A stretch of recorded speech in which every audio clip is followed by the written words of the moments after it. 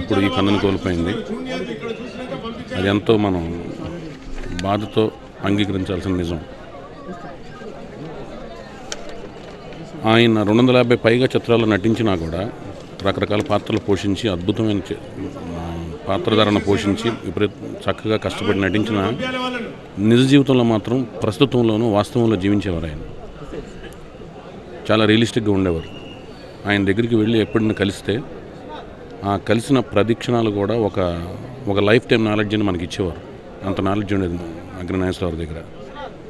So నా first ఫిలింలో ఆయన్ని నటింపజేయించుకునే అవకాశం నాకు ఆయన ఇచ్చారు. సెట్స్ మీద ఎంతో గౌరవంగా డైరెక్టర్ గారు అని పిలిచేవారు. ఎందుకు సార్ అలా పిలుస్తున్నారంటే, నేనే అలా పిలవకపోతే మిగతా వాళ్ళందరూ గౌరవం ఎవరు చౌదరి గారు మిమ్మల్ని అని చెప్పి ఆయన దర్శకులకి అంతగా ఆయన గౌరవాన్ని ఇచ్చేవారు అన్నమాట.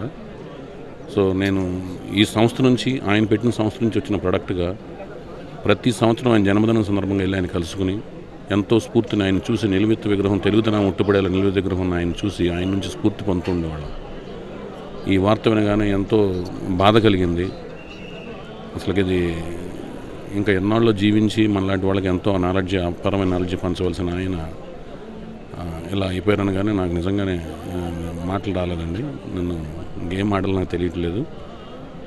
ఆయన ఇక్కడ అక్కినేని నాగేశ్వరరావు గారు అనే ఒక పాత్ర ద్వారా మన ప్రపంచానికి, మన తెలుగు ప్రేక్షకులకు పరిచయం అయ్యారు.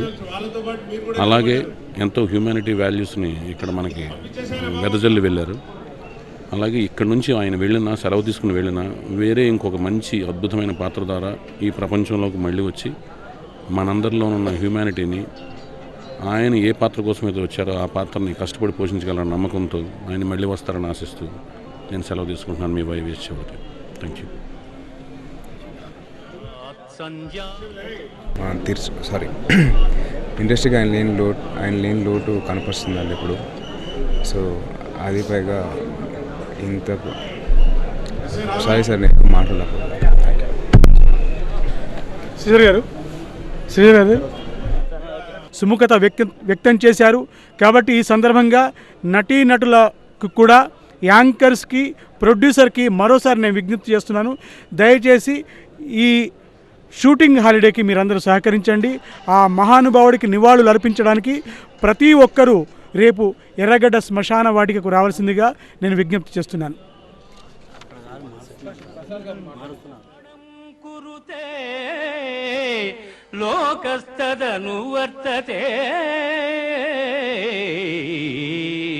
నాగేశ్వరరావు గారు భారతదేశంలోనే ఒక అగ్రశ్రేణి కథానాయకుడు, హీరో.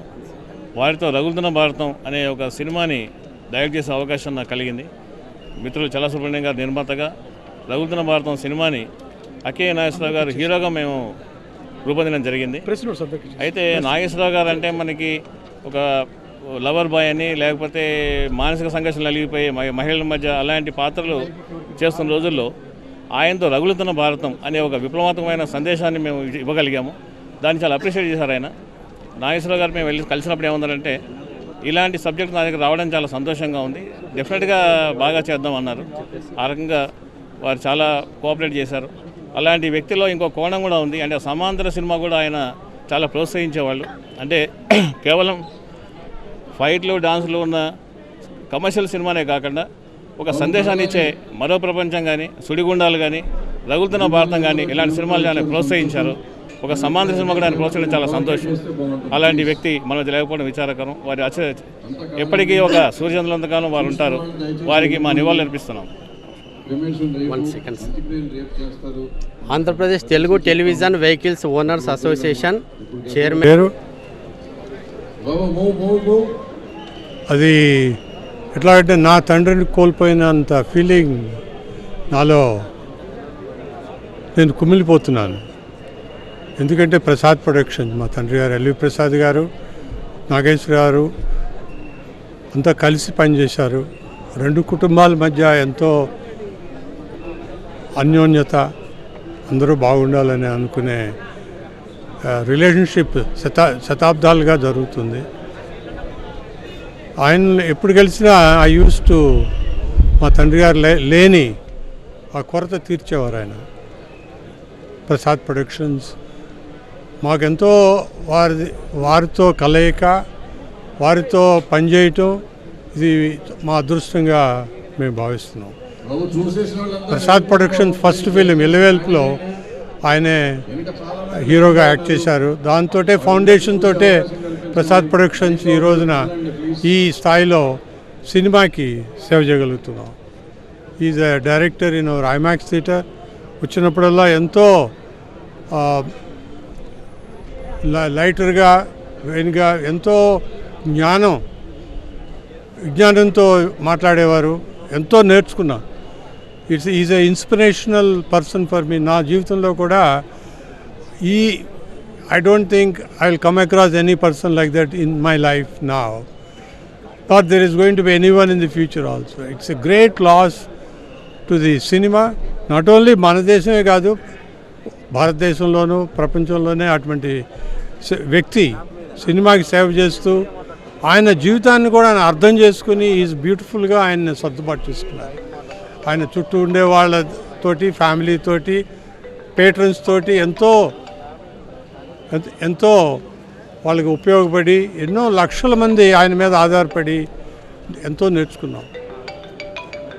నేను ఈ టైంలో my profound condolences to the family of Nageshwara. We wish to continue our relationship with their family and continue to serve cinema. Thank you very much. నిత్యములు శాశ్వతములు అయిన ఆత్మలను గూర్చి గాని దుఃఖింపరు. చనిపోయినట్టుగా భావించేంతగా తెలుగు జాతితో పెనవేసుకుపోయిన వ్యక్తి అయినా నాగేశ్వరరావు గారు కేవలం నటుడు కాదు, ఇక్కడ తెలుగు వాళ్ళ చైతన్యంలో, సంస్కారంలో, పరిణామ క్రమంలో భాగమైనటువంటి వ్యక్తి.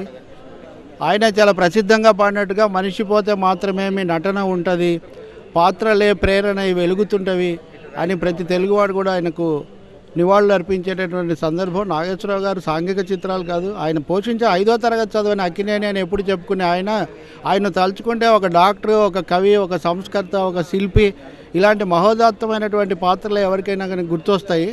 ఆ పాత్రలే కాకుండా పాత్రధారిగా ఆయన కూడా సమాజంలో తన పాత్రను ఎంతో సంస్కారవంతంగా పోషించారు. ఆయన సినీ రంగ ప్రవేశం ఎంత కళాత్మకంగా జరిగిందో జీవిత రంగం నుంచి ఆయన నిష్క్రమణ కూడా అంతే ఉదాత్తంగా, అంతే కళాత్మకంగా, అంతే సందేశాత్మకంగా జరగటం ఒక విధంగా సినిమా రంగానికే కాకుండా సమాజానికి కూడా ఒక గొప్ప సందేశం. నాగేశ్వరరావు గారిని తలుచుకుంటే విషాదం అని అందరూ అనుకుంటారు, కానీ నిజానికి రోజులు మారాయి ఇలాంటి చిత్రంతో తెలుగులో మొదటిసారి తిరుగుబాటు భావాలు ఎక్కువగా వచ్చినటువంటి పాత్రలు కూడా ఆయన చాలా ధరించారు. ఈ సమయంలో మీడియా తరఫున, అలాగే సాహిత్య సంఘాలు అన్నిటి తరఫున కూడా నాగేశ్వరరావు గారికి సాహితీ శ్రవణ్ తరఫున, ప్రజాశక్తి తరఫున జోహార్లు అర్పిస్తూ ఆయన కుటుంబ సభ్యులకు ప్రగాఢ సంతాపం తెలియజేస్తున్నాను. లాంటి ఎన్టీ రామారావు గారు, నాగేశ్వరరావు గారు ఇద్దరు కూడా యాదృచ్ఛికమో కాకలతాళీయమో తెలియదు, కానీ ఇద్దరు జనవరిలోనే పరమపదించడం జరిగింది. మొన్ననే ఎన్టీఆర్ గారిది జరిగింది, ఈ రోజున వీరు. ఒక రకంగా చెప్పాలంటే చాలామందికి నాగేశ్వరరావు గారు ఆర్టిస్ట్గా మంచి పేరు ప్రఖ్యాతులు సంపాదించినటువంటి బ్రహ్మాండమైన ఆర్టిస్ట్గా తెలుసు, కానీ ఆయన పారిశ్రామికవేత్త కూడా. ఏలూరులో మా నాన్నగారి టైంలో నా బాగా చిన్నప్పుడు ఆయన పెస్టిసైడ్స్ ఫ్యాక్టరీ అన్నపూర్ణ పలవరేజింగ్ అని పెట్టారు. ఆ తర్వాత అన్నపూర్ణ ఫ్లోర్ మిల్స్ అని కూడా పెట్టి వీట్ అది కూడా తయారు చేసేవారు. ఆ వీటి నుంచి గోధుమ పిండి, మైదా పిండి ఇలాంటివి కూడా తీయడం జరిగింది. అటు పారిశ్రామికవేత్తగా కూడా ఆయనకు అనుభవం ఉంది. ఇది చెప్పినా ఎన్ని చెప్పినా కూడా జాతస్య మరణం ధ్రువం అంటారు, పుట్టినవాడు చనిపోక మారడు. అయితే సంపూర్ణ జీవితాన్ని ఆయన అనుభవించారని మాత్రం నేను చెప్పగలను. బిడ్డ పాపలతోటి, తల్లి మనవలు మనవరాళ్ళతోటి, మునిమనవాళ్ళతోటి అందరితోటి కూడా ఆనందాన్ని అనుభవిస్తూ ఆయన కాలం చేశారు. ఆయన లేని లోటు మనకు తీరదైనప్పటికీ కూడా చావు అనేది ఎవరికి తప్పదు కాబట్టి ఆయన స్వర్గలోకంలో హాయిగా ఆనందంగా ఉండాలని చెప్పేసి మనస్ఫూర్తిగానే కోరుకుంటూ, తెలుగు చలనచిత్ర సీమ ఇంత పెద్ద వ్యక్తిని కోల్పోవటం అనేది ఎప్పటికీ కూడా ఇది ఎవ్వరూ లోటు తీర్చలేనిదని చెప్పుకుంటూ నమస్కారం. ఆత్మనాశనము లేనిది ఆత్మను శస్త్ర జాతస్యమగు ఈ విషయమును గూర్చి శోకింపతగదు. అనగా ఆయన ఫిల్మ్ ఇండస్ట్రీ ఇక్కడ హైదరాబాద్ తీసుకురావడానికి ఎంతగానో తోడ్పడి ఆ ఇండస్ట్రీని ఇక్కడ తీసుకొచ్చిన మహానుభావులు ఆయన ఈరోజు చనిపోవడం అనేది ఫిలిం ఇండస్ట్రీకి ఒక పెద్ద దిక్కు కోల్పోయినంత బాధగా ఉంది. ఆయన గురించి చెప్పాలంటే పెద్ద వాళ్ళంతా చెప్పేశారు. ఇలా జరిగినందుకు మా అందరికి చాలా బాధగా ఉంది.